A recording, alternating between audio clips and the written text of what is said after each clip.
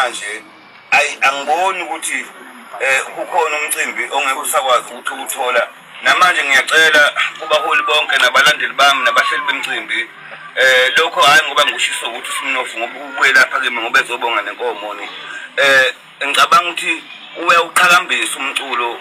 wethu wesintu uphinda aqhakambise nemiculo nje ehlukene oma gospel ikwaito bese kuba yilungana yini kosekujalo lama amapiano bese kuba yena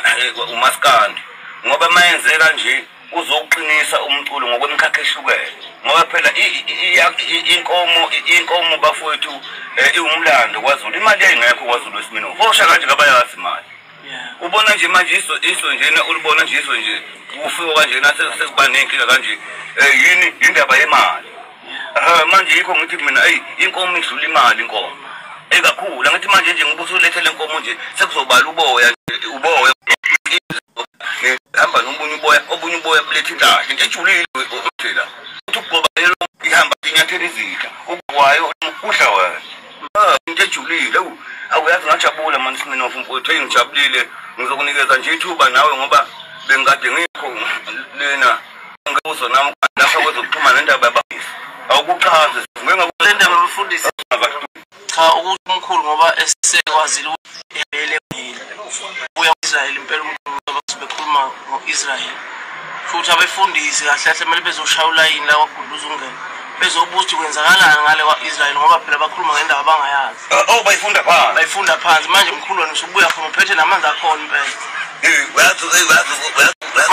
ngithi mina kanjani ngendaba yazi bengeze bezofuna ukuthi mhlawumbe bazi ukuthi bakalani ngoba mkhulu wena usuhambe wafika qathatha uyazi ukuthi abafundisi nje impela hayi abafundisi naye umfowabo cha uyazi mina ubhele wakwavela uNofu wayiqhaza uyazi bafundisi ngicela ningamzulu ukhuluma iqiniso ke lema namhlanje ngayinazi uyazi ukuthi ngoba abafundisi yasebenzisana ngithe mangifika lapha Sminofu ngibone ngafica amanazareth amanasapha isabade ngafika imix likhona lekhiso engakho endaweni yodwa lapha endaweni kaJesu unethana lekha phakathi yikho ngithi ke abafundisi kodwa ena banisele nokucwasana kwakhona lapho kanti uyedwa umuntu esilungana esimkhondayo emhlabeni uthini usengumfanisa nenceku manje nimzwile uthini Sminofu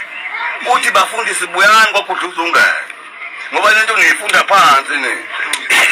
mina ngisuka khona manje ngibuza ngizosho ukuthi hayi manje ithi nje incwadi Sminofu ibhala nje incwadi ithi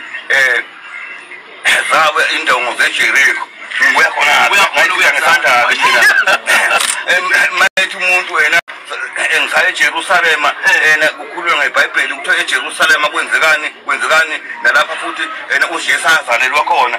ngibuya khona ke njalo mina ushonele eJerusalem la kulo bese bethi kunomfuno lapha khona kwathula umuzi ezalwa sikini bayela umfundisi ethi ngisho ufakazi uprofessor uDr Second uyazi lapha kunjalo bafundise fakazani okusala iBhayibheli ngabe ngingenile kodwa futhi ejomelele umfundisi ayijomelelani bafundise bese yasho ukuthi kodwa uprofessor uDr Second uyongifakazela lapha kunjalo bazalwane ikude mbona Sminofu ugilazile namhlanje ugilazile uyazi kade ngitshela abanye abafundisi ngoba phela abafundisi bakhonze bonke abafundisi amabandla onke